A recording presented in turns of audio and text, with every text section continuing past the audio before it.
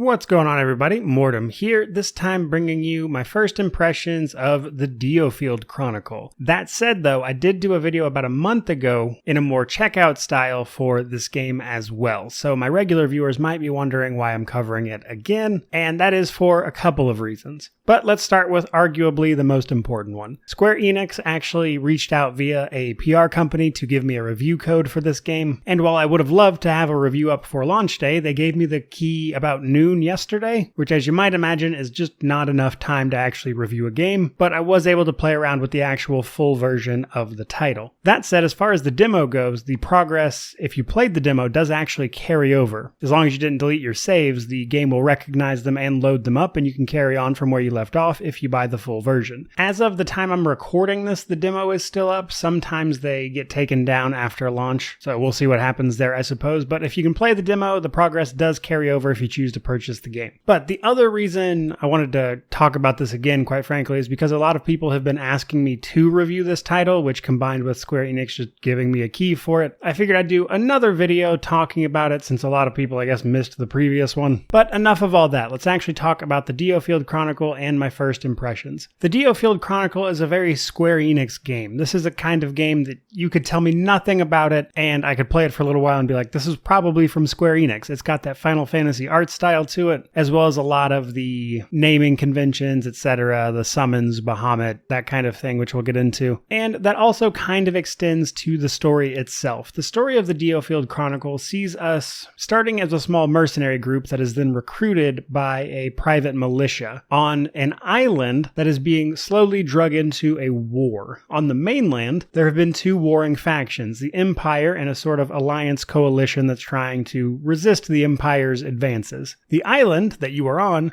largely stayed out of the conflict until recently, when it was discovered to be rich in a resource that is required for magic, basically. This, combined with some political dealings, are slowly getting the island involved in this conflict, and obviously the game centers around, figuring that out. Again, very Square Enix Final Fantasy plotline, but it does still seem pretty good. The actual game itself, if you couldn't tell from the gameplay by now, is a sort of SRPG or a TRPG meets Final Fantasy. Now, interestingly enough, the combat is real-time with pause, essentially. They are calling it real-time tactical battles, I believe, but if you've played CRPGs at all, this is essentially real-time with pause. But that, in and of itself, is still a bit interesting, because TRPGs and SRPGs tend to be turn-based, so seeing a game like that use a real-time with pause system is actually a little surprising. And overall, it works pretty well. And I want to take this moment to talk about the difficulty for a second, because the demo was very, very easy. It didn't really have a difficulty to choose from, and it kind of just felt like you were spamming abilities. Well, I'm happy to report that the full game does come with difficulty options, and I just started straight on hard because I figured the demo was probably the normal, and hard is at least a little more of a challenge. I have to pay more attention to what abilities I'm using when, and am I locking down enemies, that kind of thing. I still wouldn't say it's hard, but to be fair, I do play these games a lot.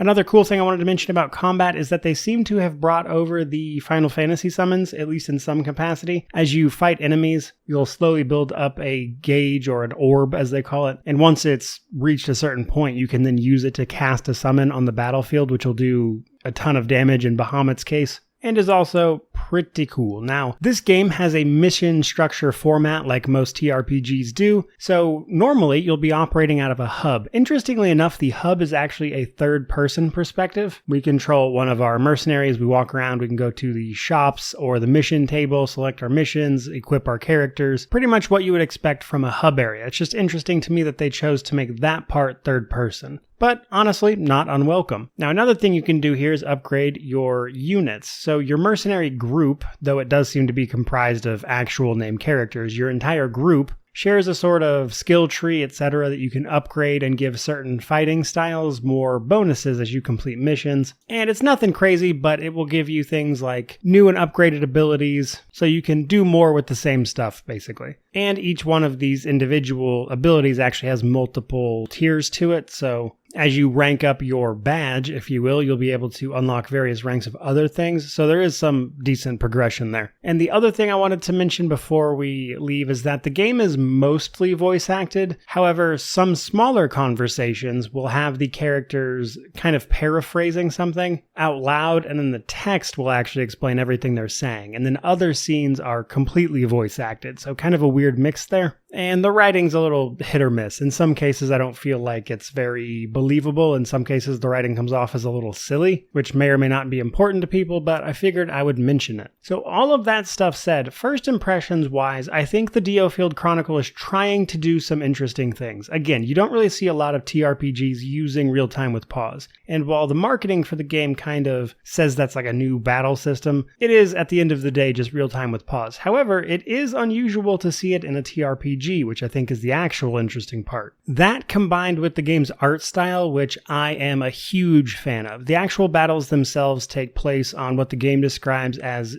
dioramas, which pretty much sums it up, honestly. And that particular approach combined with, again, the sort of Final Fantasy art that we typically see, I'm a huge fan of the mix. I think it worked out really well, and visually the game is very striking. However, as I move to review this particular title, I think one thing I'm really going to keep an eye on is A, how complicated do the fights actually get? As, again, on hard mode, I did actually have to pay attention to what I was doing a little bit, but I'm curious if it's going to actually get particularly challenging or what mechanics they're going to introduce. I'm just curious how far they're going to push this real-time with pause system. And the other thing I'm going to keep an eye out as I move to review this title is the price itself. The DioField Chronicle is launching at $60, which is full AAA price for a genre that is typically $30 to $40. So I feel like that may wind up being a sticking point for some people. I'm not necessarily opposed to it being that price, provided, of course, the game can actually provide AAA quality. So my point being, I want to see how that holds up across the game. But that, guys, is everything I've got for you on the DioField Chronicle,